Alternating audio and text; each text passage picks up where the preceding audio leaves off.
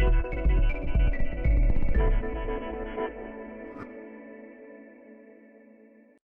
thank you, Alison, and thank you, Kathleen, and welcome to you all again.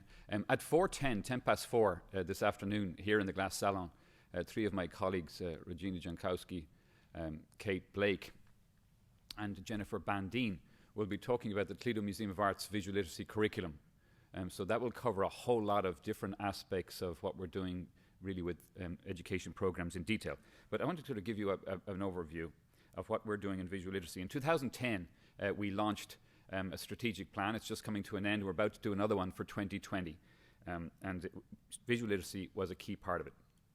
So it starts off with this idea, which is rather astounding, that since we became erect human beings, we have changed from being people who had a predominance of dependence on taste and smell to sight. And then we constructed a whole education system which is related to digits and letters. And this made us focus on visual literacy, and everything that we see is an image.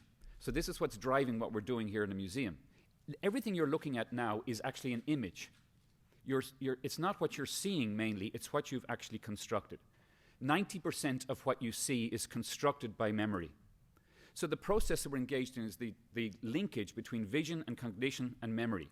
And so visual literacy is the key sensory literacy in terms of that dependence. It doesn't mean the 90% is more important than the 10%, but surely it should be obvious that if we know this about ourselves, particularly through neuroscience now, we absolutely have to teach it. So it's given a new way to think about museums.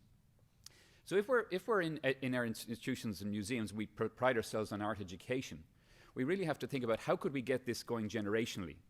Visual literacy is not part of the curriculum in schools or universities, so where would we start? We'd start with the youngest kids.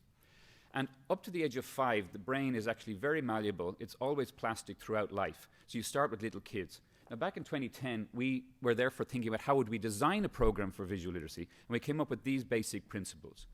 And we didn't worry about funding it. We knew that if we actually did it, it would work, and we had to really gain the involvement of all of our staff. So when I'm talking about visual literacy in the museum, I'm talking about it at a high level.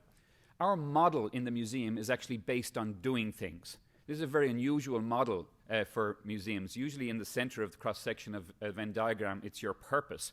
So we saw our collections as not just being art, but also being staff and buildings and funds, and then we would work towards our audience, but use the intellectual property, that's to say the expertise and knowledge, to inform our program. So we're at this for 4 years now. This is the current version of how we're connecting to activity and to action. And so if the flow chart goes on the left-hand side from this 6-step method, look, observe, see, which is effectively learning how to read visual images, and then describing, analyzing, and interpreting them, which is actually comprehending them, leading you to act and move back to start all over again. So if it's the key to sensory literacy, it has to be the key to using the other senses. So in lots of ways, from the way that our chef prepares the meals and lays them out on the plate, to whether there are weeds under a sculpture and there aren't, or to where we play a texture wall in our play center, and think about exhibitions. This whole campus will have an exhibition called Playtime next summer.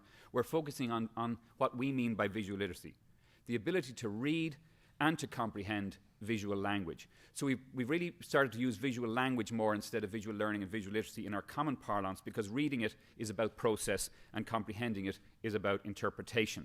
And we want people to be able to say what it means. The process we're engaged in is involved in training all of our docents who are already trained, but of course this is a new curriculum. And there's a 4-stage process, and when you look at Do You Speak Visual over in the other building, you'll see that we're really concentrating on 4 stages, but at the moment we've only started with formal language.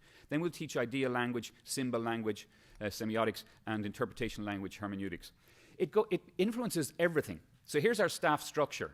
It's not like an organizational chart you've seen. It's actually a butterfly that's sectioned in the middle, and you have to imagine that the wings flap. It's highly democratic. On one side you've got the content people, on the other side you've got the resources people, and they're linked in the middle by the directorate. So what way does that work? If you want to show things here in a museum, you've got to draw them. So we've got several rooms that have whiteboard paint all over them.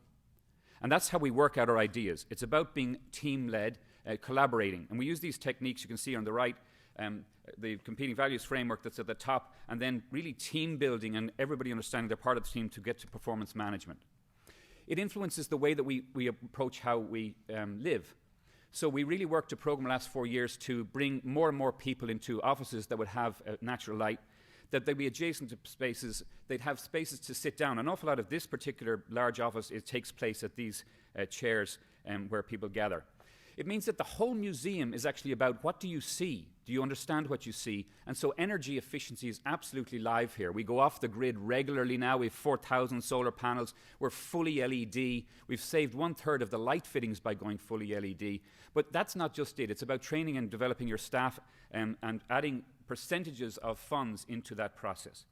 But it really means starting with these kids who are under the age of 5. And so we've started this program of baby tours. That's up to 18 months, and then toddler tours, which is 18 months to 36 months. And we're moving now further into the school system and changing the way that we're actually acting.